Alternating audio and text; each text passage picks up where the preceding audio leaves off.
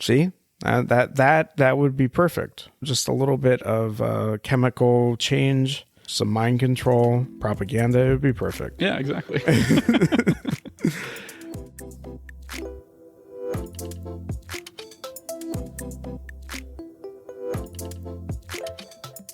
Hello and welcome to Entropy Rising, where we talk about science and futurism. I'm your host, Jacob, and I'm here with my co-host, Lucas. Lucas, how are you doing today? I'm doing great as always, Jake. How are you doing? I'm doing good. I'm happy we're past that snowstorm that I know affected many of our listeners. Yes, much better to be past sunshiny days up ahead. Absolutely.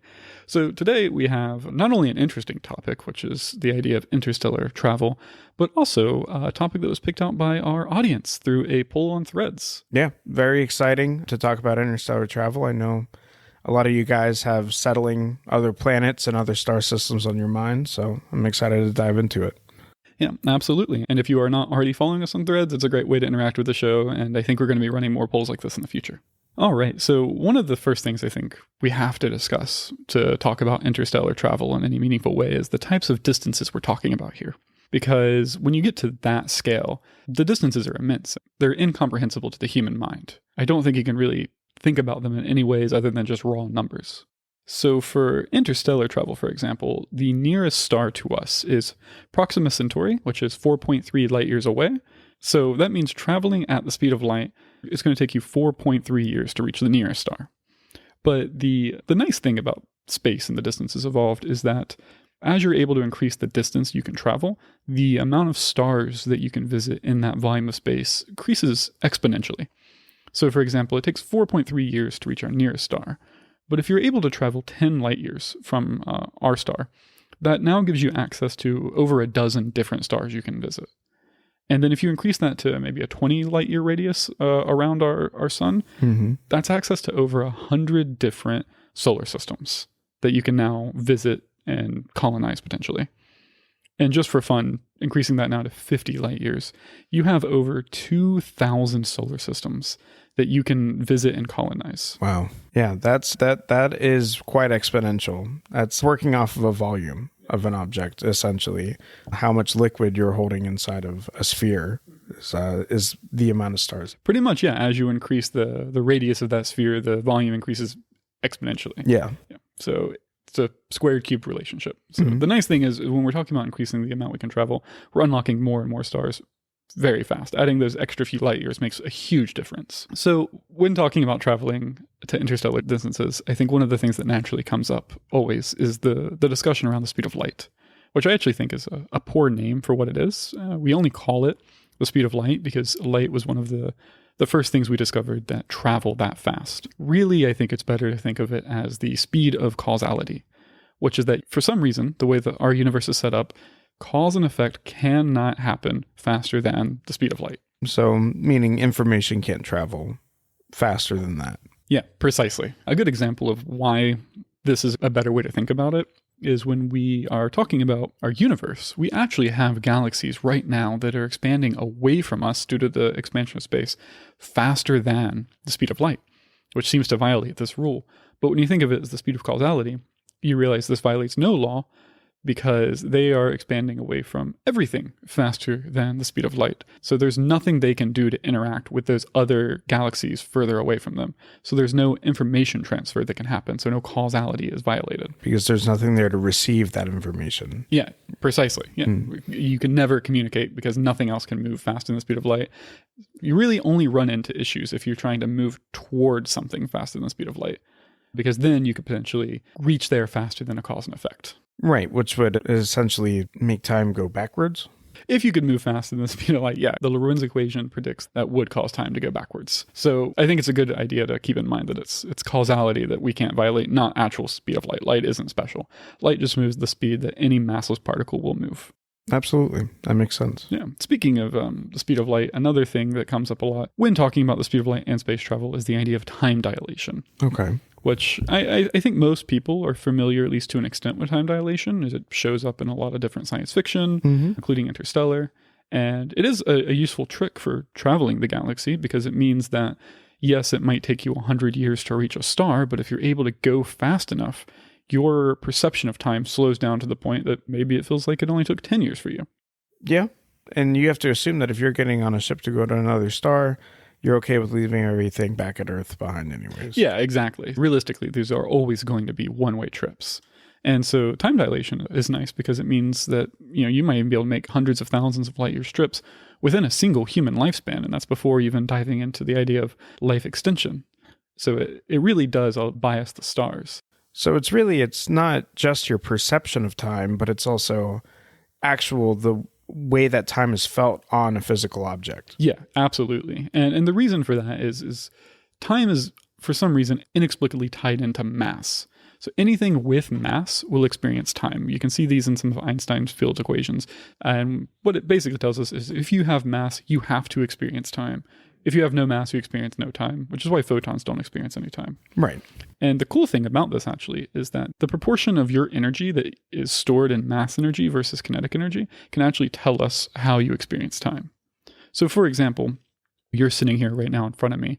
You have a certain mass to you. Mm-hmm. And that mass can be expressed in terms of energy through Einstein's famous m=mc² equation, right? You also have a little bit of kinetic energy with you because you're sitting on the Earth and it's moving. But that kinetic energy is tiny compared to your mass energy. And it basically has no effect on how you experience time at the moment. There's a tiny effect, but it's minuscule. We can say all of your energy is essentially in the form of your mass energy. Now, if you start accelerating, that relationship between your mass energy and kinetic energy starts shifting. And let's say you accelerate up to a point where your kinetic energy matches your mass energy. 50% of the total energy in that system is kinetic energy, and the other 50% is mass energy. You will experience time half as fast as if you weren't moving at all. Now, if you keep accelerating to a point where you have a tenth of your total energy is mass energy and the rest is kinetic energy, you'll experience 1/10 of the time. Now, when you say experience 1/10 of the time, so if it was 10 years, I would experience 1 year, both on my body and in my perception. Yeah, time would be 10 times slower. It's not just a perception. I guess that was a bad word. Time would just be slower for you. Same thing as how time functions for us now. Clocks would run slower. Everything about you would run slower to the perspective of an outside observer. For you, time would feel normal. You would not see everything moving 10 times slower. That's a really useful trick for time dilation. It unfortunately does have a downside that kinetic energy also starts to act as mass in terms of acceleration. So for example, if you get on a rocket and you set out at 1 g of acceleration, and let's say there's going to be 0 collisions with interstellar particles. Mm-hmm. As you approach the point where half of your total energy is kinetic energy, about 86.8% the speed of light, you would also only experience half a g of acceleration because your rocket now is effectively pushing double the mass, half of it in the form of kinetic energy. I see. So the faster you go, the less effective your rockets are. Exactly. So you would have to then double your thrust to maintain that same 1 g of acceleration. As you approach 99.5% the speed of light, that's the point where your mass energy accounts for 1/10 of your total energy. Your rocket would now only be 1/10 as effective, and you would now need to increase your thrust output by a factor of 10 just to maintain that same 1 g of acceleration. Right. Which I feel like this is very important to cover because a lot of people like myself, they believe that in the vacuum of space, you just propel yourself and you can just keep going and keep giving it gas and you just infinitely go faster. But it doesn't work like that. Relativity shows us that, unfortunately not, you have to keep increasing your thrust to maintain that same level of acceleration. And mind you, this is also discounting all of the interstellar particles that are out there. Right. Because there is stuff in space. It's relatively empty. But for example, there's about 1 hydrogen atom for every cubic centimeter of space, which is not a lot. But once you start reaching high fractions of the speed of light, 99% the speed of light, you're hitting so many of those, it imparts a drag on your ship. Not only does that heat your ship in the form of friction, almost like atmospheric reentry, but it also slows your ship down. So not only do you have to fight these relativistic effects that are slowing you down, you have to fight this interstellar hydrogen that you're colliding into and find a way to dissipate all the energy you're generating from running into it. I didn't know that there was that much hydrogen in space. Yeah, no, That's crazy. Yeah. Oh yeah, it's an atom per cubic centimeter. I mean, that is almost a perfect vacuum by our definition, but when you're moving that fast, you're moving through a lot of cubic centimeters. Exactly. Yeah. It's like you said, you're almost experiencing atmospheric reentry at that point. You'll be hitting so much hydrogen. Yeah, it just depends how fast you're going. Absolutely. A nice thing is actually, potentially, there are mechanisms that can utilize that interstellar hydrogen for fuel. You could collect it and use it for a fusion rocket, or there's even a proposed concept called a Bussard ramjet that would collect that hydrogen, fuse it, and shoot it out the back, which we'll talk about a little bit later in the episode because it does have some problems. But that does tie into something I wanted to talk about, which is there are basically two kinds of interstellar spaceships. There are rocket-based spaceships. Mm-hmm. These are, for my definition, anything that has to carry its own fuel source, which therefore means it's governed by the rocket equation. And then you have non-rockets. These are technologies that do not have to carry their own fuel. This can be something like a solar cell that has a pushing laser, or even what I mentioned earlier, a Bussard ramjet that collects hydrogen from the interstellar medium, using that to power itself. Yeah. So for rocket-based propulsion, these are going to be governed by the rocket equation. And for the rocket equation, you have two parameters that you can change to make this ship more or less efficient. So option one is you can change your fuel to mass ratio, which just means you can carry more fuel relative to the total mass of the ship. Not ideal, because there's a point of where increasing fuel becomes impractical. Well, yeah, because fuel also has mass. Yeah, exactly. And you have to carry exponentially more fuel to go even faster. Mm-hmm. Now, the other variable that we can change is the exhaust velocity of the rocket, which is how fast the expelled gases, matter, whatever you're shooting out the back of your rocket moves. Changing your exhaust velocity not only makes your ship more efficient if you can use a higher exhaust velocity fuel, but it also just lets you carry more mass and reach higher total speeds. The reason I say higher total speeds is this is something that I think trips a lot of people up. There's this idea in space that you never run into anything, right? There's nothing to slow you down except for high relativistic speeds. So why do we talk about there being a speed limit with how fast a rocket can get you? I always say on Threads and now on the show, we're practically limited to only ever reaching about 3 times the exhaust velocity of our rocket. Right. And the reason for that is that the rocket equation shows us that if you want to go to the same speed as your exhaust velocity, your rocket needs to be 63% fuel by mass. Okay. So let's say your exhaust velocity is, for a chemical rocket, it's a few kilometers a second.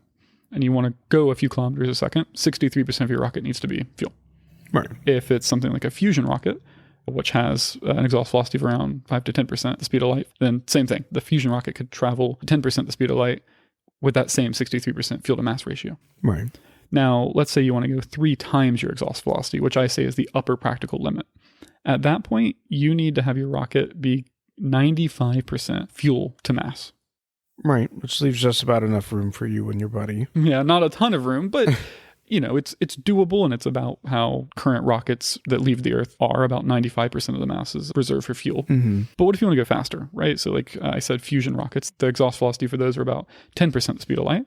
So if you wanted to go 60% the speed of light, 6 times your exhaust velocity, well, now your rocket needs to be 99.75% fuel by mass.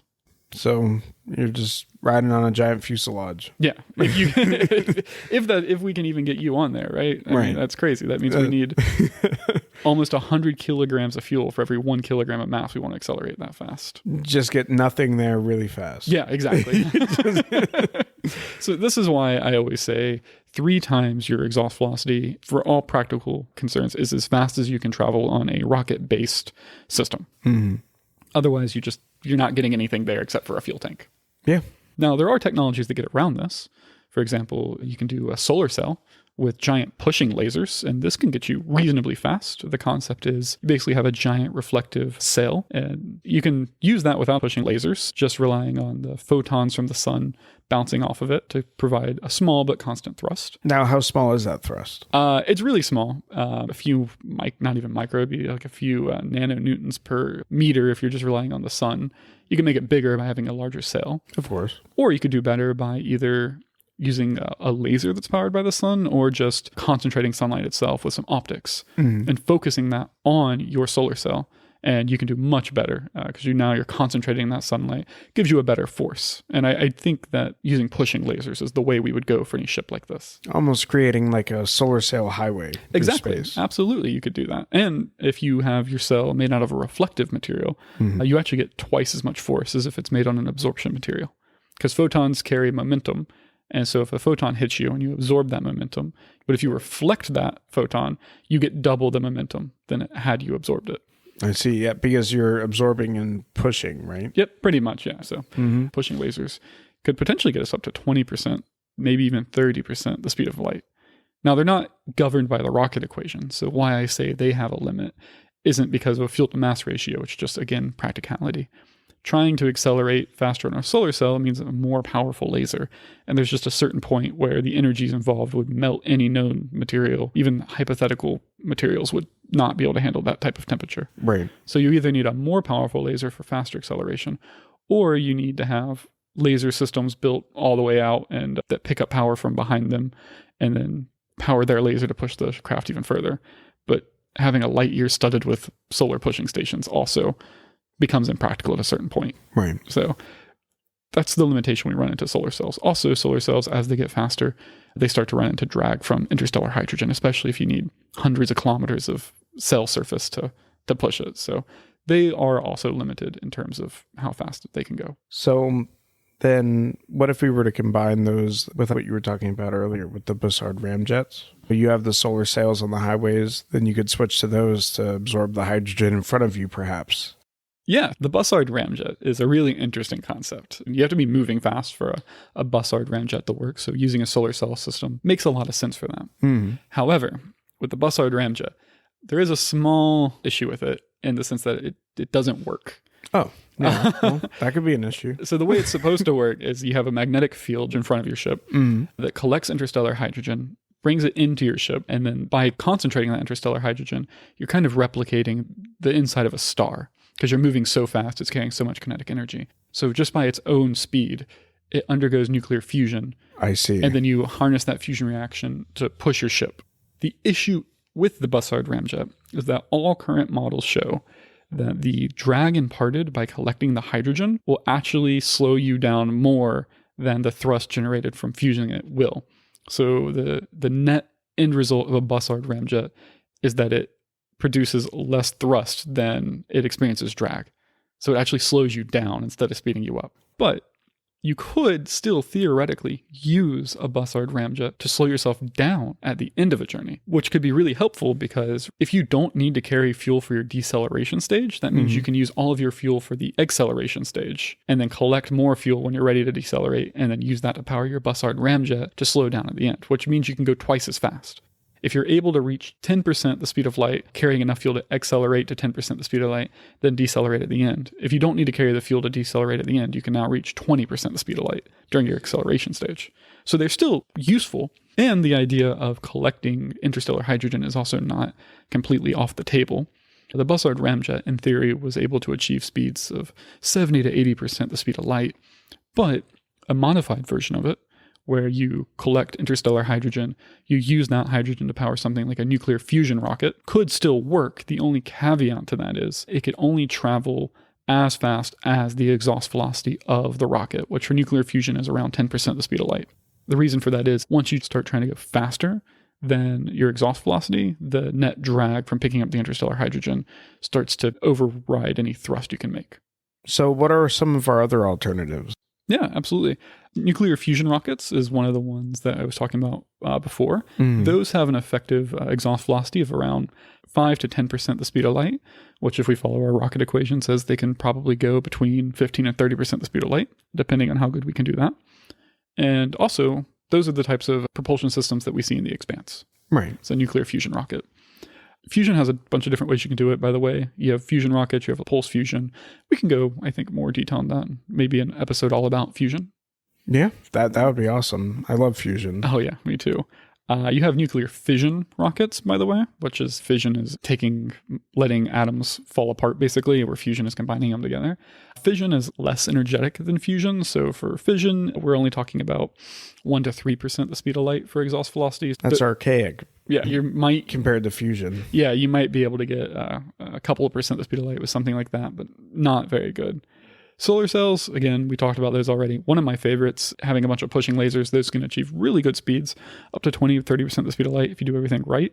And once you get to your new destination, if you can build a pusher laser at the new star, you could potentially have almost like a interstellar laser highway for frequently visited stars, which I love. I like that idea. And they don't have to carry their own fuel, so they get around the rocket equation. Then, of course, we have almost the holy grail, I think, of rocket-type ships, which is an antimatter rocket. Okay. Yeah, so antimatter has an insane exhaust velocity, between 50% to 70% the speed of light. Now we're talking. Yeah, so these can get you really fast, between 50% and 80% the speed of light. Now, you might notice there's a discrepancy here. I say we can go 3 times our exhaust velocity, and then antimatter rockets, I'm saying we're going about 1 times exhaust velocity, maybe a little faster. And that's just because of relativistic effects. When we're talking about going 30% the speed of light, we're not running into these relativistic effects. But for an antimatter rocket, bring you up to 80% the speed of light, that's a lot more energy needed proportionally than a fusion rocket to bring you up to 30%. Right. Which is why we're not reaching higher fractions of speed of light, even with something like antimatter. Yeah. Antimatter also has a couple of issues in the sense that typically when you have a matter-antimatter reaction, a majority of that energy is released in the form of high-energy photons and the gamma ray range. And as of right now, we don't have any way to reflect gamma rays. So the ones that get propelled toward your ship are going to be absorbed by your spaceship in the form of heat. So you now have to manage that heat, and it's also not going to be acting as thrust for you. It's also very radioactive. Right. So you're killing your crew, melting your ship, but you're moving quick. Yeah, exactly. So you're going to need some type of mitigation factor for the gamma radiation and for the heat that you produce. And heat, unsurprisingly, is going to be one of the biggest issues we run into with interstellar travel. Even ignoring the heat from collisions with interstellar hydrogen, which is not something you should really ignore because at significant fractions of speed of light, it becomes a huge problem. But even at lower speeds, 30% the speed of light with a fusion rocket, the heat produced by that rocket is going into your ship, and you need some way to get rid of it. So you're going to need, something we talked about last episode, massive radiators, again, to try to mitigate the heat produced, which just adds mass to your ship. Because whenever you don't have anything like air to be able to pull that heat off of you, it just stays with you that entire time. But what if we talked about not sacrificing fuel, but sacrificing time for our travel? Talking about freezing yourself, like cryo freezing or generation ships, going hundreds of years to get to a destination instead of thinking of the fastest way to get there. Absolutely. I could 100% see this happening. Generation ships particularly, I like. We did an episode, was it our second or third episode? I think our third episode was all about O'Neill cylinders. Remember that? I said in that episode, and I stand by it, I foresee a future where we have more people living in O'Neill cylinders than we have living on planets. Yes, I remember agreeing with that, just because you could make it whatever you wanted. Exactly, yeah. So now take that a step further. Imagine that you have people already used to living in these ships their entire life. If you were to take maybe a community of these ships that are all trading with each other, you could put something like an ion drive on them, which are really efficient, but have a pretty low total speed. But the nice thing is, like I said, they're very efficient. They can do thrust for a very long time. So low amount of thrust for years and years. If you were to put that on some of these ships and shoot them toward another star, it might take thousands of years to get there, but it will make no difference to these people, whether they're orbiting our sun or they're going to another star. Realistically, it's the same thing for them. They're already used to living in these habitats. They have a whole community. Each one of these O'Neill cylinders can have the population of a small country. So if you have 10, 20, 100 of them together, you could have like almost a whole Earth on its way to another star. Yeah. Realistically, I feel like that would be the start of us doing interstellar travel. The people, they ride on these ships, they maintain them, but what these ships do is they set up our solar sail highway. Oh, yeah. Or they set up almost like colonization projects on planets on the way. And we would need many of them, because talking about all the stars that we could reach, you don't just need one ship going in one direction, you need thousands of ships going in all directions in straight lines to be able to achieve that goal of getting to 50 light years out. Yeah, exactly. And I mean, the generation ship method with something like O'Neill cylinders also could be quite luxurious. Like I said in that episode, these could have massive oceans. You could really have it feel like you're outside living on Earth. Oh, yeah. It would be like, not a luxury, but an adventurer's dream to go out and colonize. Those are the bad boys that are going out there and settling these planets. People who want that adventure and not to be living on a cylinder. But for many people, that would be their bliss, because it's created how they want it to be, because they chose to ride on that ship. Oh, yeah, exactly. And I mean, once you reach your destination with your fleet of O'Neill cylinders that people have been living in them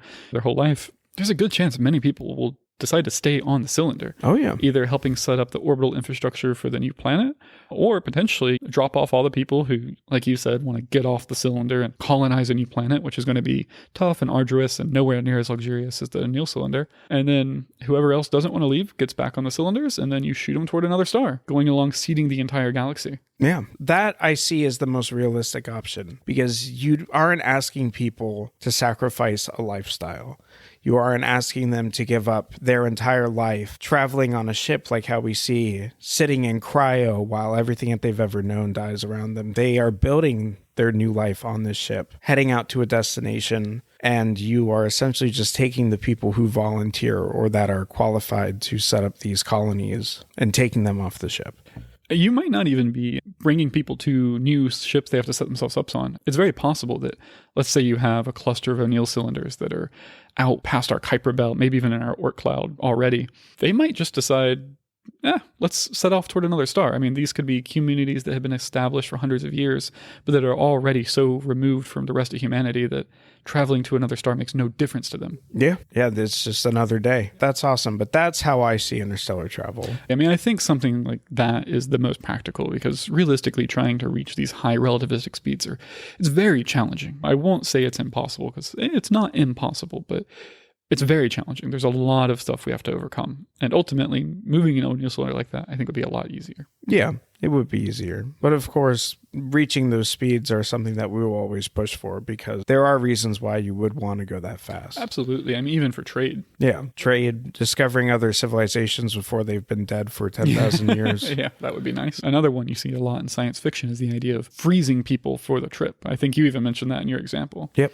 I mean, that does also get around a lot of the problems too. For you, it feels like an instant. You hop on your ship, you hop in the cryopod, and you wake up at your new destination. And sure, maybe tens of thousands of years have passed back on Earth, but even if you didn't freeze yourself for 10,000 years, this was always going to be a one-way trip anyways. Yeah. So what does it matter if 10,000 or 10 million years pass back home? Exactly.